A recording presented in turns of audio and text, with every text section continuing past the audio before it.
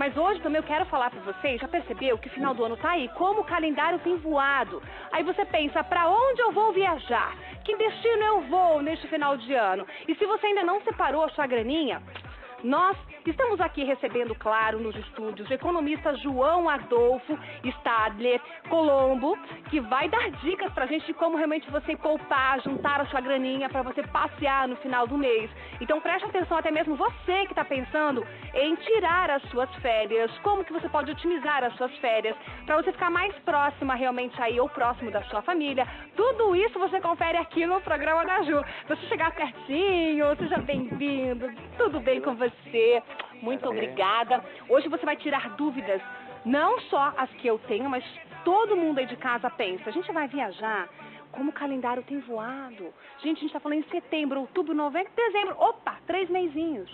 Pois é, E passou como a o gente ano. começa a poupar, quem está pensando em viajar, como otimizar as suas férias. Mas eu quero começar dizendo, principalmente, a questão propriamente contábil mesmo do negócio, que é saber o que eu posso e o que eu não posso gastar. Essas são as grandes questões que o economista como você pode nos orientar, né, João? Certo, Ju. Então, a questão das férias, a gente tem que entender assim, existe um período que é o aquisitivo, então a pessoa tem que ter trabalhado pelo menos 12 meses, e depois aquele concessivo. Quem escolhe o período é o patrão, ou o departamento de recursos humanos, né? O que acontece é que antes poderia ser dividido em 2 períodos de pelo menos 10 dias. Aí aconteceu essa reforma trabalhista, onde pode ser dividido em até 3 períodos. Então vai ter um mínimo de 14 dias, de certa forma favoreceu, porque tem muita gente, por exemplo, aqueles que trabalham em banco, onde a instituição dá 10 dias, depois 10 dias e acaba comprando os outros 10 dias, que é o chamado abono pecuniário.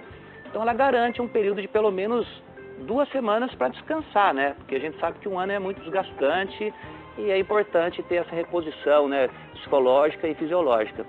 E depois ela pode fazer mais 2 períodos de mínimo de 5 dias. Então é interessante pelo seguinte, a pessoa ela tem a maior capacidade de fazer a distribuição disso, de repente, ao longo do ano, né? Vai acontecer um feriado agora, ele quer estar com a família, ele tira um pequeno período de 1 semana somente. E depois ele vai vir um novo feriado em novembro, novamente, né? Então, eu achei que ficou interessante.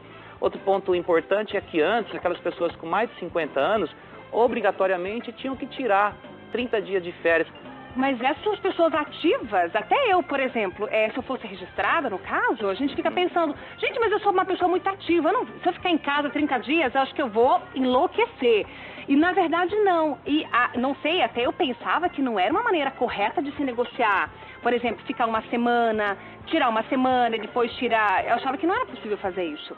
É otimizar as suas férias realmente aí conforme você tem, para ver sua família e tudo mais. Exagerado, às vezes, 30 dias dentro do contexto pra atual, mim é 30 né? dias demais. Todo mundo muito ativo, então até para o patrão, tem que ver os 2 lados da moeda também. Tem o ponto positivo para o colaborador, mas imagine o patrão que se ausenta ali, um financeiro, controla tudo, fica 30 dias, ele tem que fazer a contratação de uma outra pessoa, tem que ter o treinamento, às vezes precisa de alguma antecedência, depois quando passam 3 meses já incorrem todos aquela situação de multa, de aviso prévio, onde era demais. Então acho que ficou interessante nesse formato. Eu particularmente não costumo tirar mais do que 2 semanas assim de ausência, né? E já tá bom. Acho que é suficiente. Volta revigorado, uma semana. Boa, 2 semaninhas é perfeito. Por que 30? Parece que depois você vai arrastando, o dia não passa e você quer voltar, porque a impressão que a gente tem é de que a gente se torna meio que inútil, não é? Ficando tanto tempo longe, parece que qualquer pessoa vai roubar o seu lugar. É essa a cabeça da gente também. Quando a gente está ali com a nossa garantia, né, fixa por mês. Mas o bom é saber que você tem que dar um relax para sua cabeça e garantir, claro, que você vai ter um descanso merecido. Afinal, trabalhou o ano todo, né, para você ter essa semana, os 15 dias. Enfim, você escolhe, então, quanto tempo, mas é sempre com o proprietário da empresa, sempre nesse acordo, né? Vocês vão definir e até quantas vezes vai ser dividido. 1, 2 ou 3. Isso aí é um acordo. Mas realmente quem estabelece aquele período de férias é o departamento pessoal ou o patrão. Obviamente que isso aí gentilmente conversado ali, mesmo porque não é só uma relação do patrão e do colaborador, existe aquele colega de trabalho também que tem que definir. Sai você primeiro para pegar o Natal e eu vou depois para o Réveillon. Né? Então não é uma decisão fácil, não é uma coisa impositiva. Mas se vai todo mundo ao mesmo tempo, tem condições. Tem que ser uma coisa bem trabalhada entre E tem as uma partes. outra questão também que vale ressaltar. Como funciona o cuidado desse retorno? Como que funciona o retorno, então, desse empregado? É porque quando a pessoa ela sai, vamos usar o caso dos 30 dias como era, e que ainda pode ser. Se ela for pegar um período ali do dia 21 de dezembro e retornar no dia 20 de janeiro, pensa bem, ela não trabalhou 20 dias em janeiro e vai ter o proporcional só o saldo do dia 21 ao dia 31, 10 dias. O que acontece? Quando ela vai lá em fevereiro, recebe assim, 1/3 do salário praticamente. É muito pouco, porque as férias não é um extra tal como o 13º salário. Claro. Ele é só antecipação daquele período que você se ausentou. E as contas? As contas vêm lá estourando, Gritam, né? as contas não tiram férias, meu amor. As contas estão gritando. Interessante assim, quem está se planejando já em setembro para sair em dezembro, faça bom uso da primeira e da segunda parcela do 13º, né, uma reserva para fazer essa viagem. E negocie o abono pecuniário, porque você ganha lá também com 1/3, é um extra para a tua receita e uns recursos para poder ficar mais tranquilo na viagem. Aí você pensa, beleza, quais são as dicas então para a gente aproveitar essa graninha e viajar? A gente já falou da parte burocrática, que é a parte financeira, agora vem o relax, que é a parte do descanso. E aí a gente pontuou aqui algumas questões para vocês. Primeiro, datas e destinos. Prestar bem atenção qual é a data que você vai e aonde você vai, porque dependendo se for em alta temporada, o que acontece? Sobe tudo. Pois é, tudo... É uma fila para tudo, para ir na lotérica é uma fila, no mercado é uma coisa louca. E será que vale a pena? Será que não se estressa mais? Ou gasta mais? Na economia existe uma máxima que é a lei da oferta e da procura, né? Então, o que acontece? Quando você vai numa alta temporada, tudo vai ficar mais caro. Quando você vai num local que é mais badalado, também vai ser mais caro, diferente de um local mais isolado, tranquilo. É claro que se você for num local muito isolado, talvez tenha escassez dos próprios produtos e os produtos sejam negociados a valores maiores. Mas assim, é importante, é óbvio a gente falar isso, mas se você puder viajar um pouco antes do Natal ou depois do Réveillon, você vai se aproveitar de preços mais em conta, não só aquilo do mercado ou de passagens aéreas, mas os próprios pacotes, né, turísticos e o valor do hotel, né? Claro. Quando a gente entra agora na questão das passagens aéreas, é interessante você tentar fazer uso de milhas, né? Aquelas pessoas que têm o costume de comprar com cartão de crédito, aquilo vai se acumulando, depois é conversível. Agora, eu não tenho o suficiente. Existem algumas agências de turismo, Maringá tem, ao lado da Catedral 9.000 Tour, eu sei que eles fazem esse tipo de câmbio, né? Não só ela, talvez outras, procurem, porque tem sites especializados onde é feita essa compra e venda. Então você consegue daí converter o dinheiro em milhas e depois fazer a compra das passagens aéreas, fica um valor mais barato. Fora que as companhias já permitem você fazer a compra com 330 dias de antecedência. Até então, coloca na tela, por gentileza, meus amores, essa tela azul que tá aí ó, com vermelho. Passagens aéreas, olha, tá ali a emissão com até 330 dias de antecedência. Olha só, a nova regra da ANAC esse ano. Se você chega lá no aeroporto, como aconteceu comigo há um mês atrás, eu estava com uma mala, ainda bem que era uma mala pequena, na hora que eu fui despachar, a companhia me pediu R$40.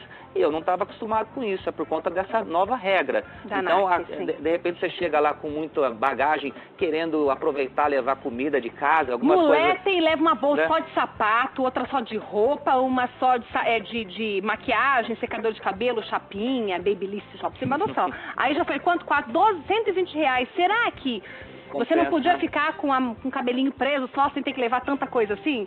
Então tem que pontuar. Realmente essa então é uma nova regra que já está valendo, né? Em 2017 da ANAC, que vai ser agora cobrado esses excessos então das suas malas. Então prestar atenção, você passou raiva, não passou? Ainda bem que a minha mala é pequena, né? Então sempre aí dá para levar.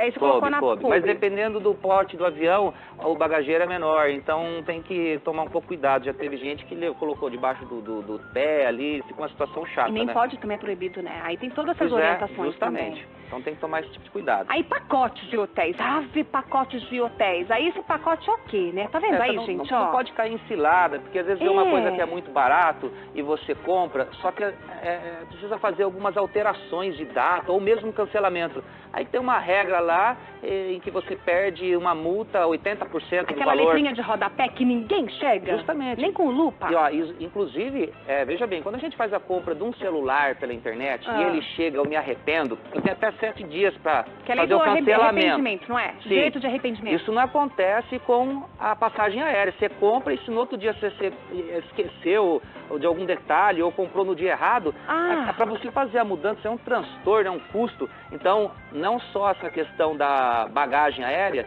estão algumas coisas sendo definidas nessa nova legislação pela ANAC, de também permitir até 7 dias de você fazer o cancelamento. Então tem coisas que aparentemente é pro nosso mal, mas no final talvez seja pro bem, porque é uma prática, por exemplo, em relação às malas, lá nos outros países já é feito assim, justamente para aquela pessoa que viaja com muita bagagem, ela onere mais no custo dela e não em detrimento daquele que estava pagando o mesmo valor e não leva nada, né? Sim. Então, aos poucos a gente vai se adequando, não é nenhuma invenção brasileira, a gente está só seguindo o padrão internacional, né? E seguiremos, né? Fazer o quê? Aí tem a questão dos parcelamentos também, né? Às vezes você tem a possibilidade de comprar um pacote, aí esse pacote você vai pagando antecipadamente. Tipo, 10 mil ficou meu pacote. 10 mil você vai pagando 10 mil. Tem que pensar bem o seguinte, você está tirando um dinheiro que poderia estar sendo poupado, inclusive remunerando a juros. Então você está pagando despesas desse teu prestador de serviço antecipadamente.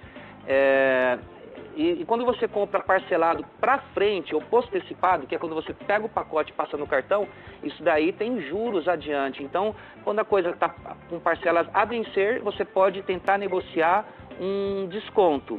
E quando você tem pago antecipadamente, você também tem que receber esse desconto, mas no valor das parcelas. Você está pagando antes uma coisa que você não está fazendo uso ainda. Uma coisa diferente, chegar no guichê, passar no cartão 10 mil em 10 parcelas de R$1.000. Quer dizer, você já pagou antecipadamente 10 meses aquela. É uma questão matemática que também é padrão da economia, né? A gente tem que sempre levar em consideração o que eu pago antes, eu também posso ter um desconto por conta disso, e o que eu for pagar depois sempre vai ter juros disfarçadamente, mas está ali. Por isso que eles dão de 15% até 20% de desconto à vista. Entendi. Aí agora nós entramos na questão para quem gosta, para quem ama viajar para os States, ir lá para os outros países, conhecer culturas, eu tudo brincando, mas é sério. Como aumenta, né, essa vontade do pessoal viajar realmente para fora? Já que aí, meu amor, vou dizer para você, se você não tem visto americano, se você acha que é fácil tirar visto, que é um estalar de dedos da noite pro dia, primeiro, que é legal você ir com dólar ou com a moeda, né, do país que você vai. Sim. Procurar casas de câmbios que façam esse tipo de transação para você. Por exemplo, vamos começar com a próxima tela, o câmbio, ó. Cotação do dólar hoje versus o dólar futuro. Pensando, digamos, em dezembro. A gente vai viajar para os Estados Unidos, eu e você. Já começa a pensar hoje sobre o valor do dólar que vai ser lá na frente, projetar um valor. Tá. Olha, como que é? Eu vejo a seguinte situação, vou atuar aqui como um analista econômico, então. A balança comercial bateu o recorde histórico anual e nós estamos ainda com fechamento em agosto. Isso daí acontece que está entrando mais dólar do que saindo. Isso favorece o real, então por isso que está mantendo ali na faixa dos 3,15. Outra coisa, houve um retorno do investimento estrangeiro. A gente sabe que 2/3 do investimento na Bolsa de Valores é por agentes internacionais. Então tudo nos leva a crer que não vai ter um aumento no dólar que justificasse a compra hoje. Claro, é uma questão de risco envolvida, mas acredito que até dezembro isso não altere muito. De repente, para o ano que vem, dependendo dos candidatos que saem aí para a presidência, o mercado aceita melhor um, melhor outro, mas a princípio todos os fundamentos macroeconômicos têm apontado como o câmbio tranquilo. A única questão que você tem que ver é o seguinte, se de repente eu levo o dinheiro papel moeda, é uma coisa. Agora quando eu passo no cartão de crédito, tem a taxa do IOF, então você vai pagar um extra ali adicional. De repente você tem que pensar bem... Sabe aquelas lojas de outlets? que todo mundo vai comprar Tommy, essas marcas maravilhosas, Nike, enfim, beleza, você vai lá no Outlet, naquele shopping incrível, você compra um monte de coisa, parcela tudo no seu cartão, aliás, compra pelo cartão de crédito. E o IOF tá embutidinho, bonitinho e fiel em cada transação. Fugiu aqui, eu não vou falar com 100% de certeza, mas se eu não me engano é 6%, então é um ônus bem razoável, você paga uma boa comissão aí para a Receita Federal, né? Então tem que pensar, quando é viagem internacional, demanda um pouquinho mais de planejamento, porque envolve prazos e a questão de fatores como câmbio e outros desembolsos, né? Vamos pensar assim, vou fazer o passaporte. Para tirar o passaporte, você vai primeiro ter que ir fazer o requerimento.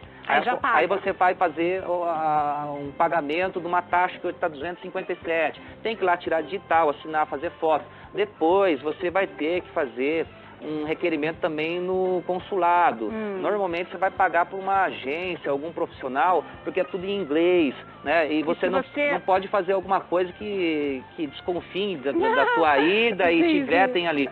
Aí você vai ter que ir lá para São Paulo, para Rio de Janeiro, para onde tenha um consulado. Gastar com hotel. Se a sua tia não mora lá, você vai gastar com hotel. Tem as taxas, a taxa de $150, no final vai gastar uns R$650 nisso daí. Então veja bem, como envolve tempo, dinheiro e fator cambial, é bom se planejar um pouco mais para viagens internacionais, principalmente para aqueles que querem tirar o visto americano, porque se eu for para Portugal, por exemplo, não há necessidade. Exato. Mas para os Estados Unidos já existe. Então leve em consideração isso daí, porque quanto maior a distância, talvez, ou indo para outros países, a necessidade de fazer um planejamento antecipado é mais importante e necessário. Aí deixa eu colocar umas imagens para vocês de alguns lugares incríveis que são muito, sim, visitados, né?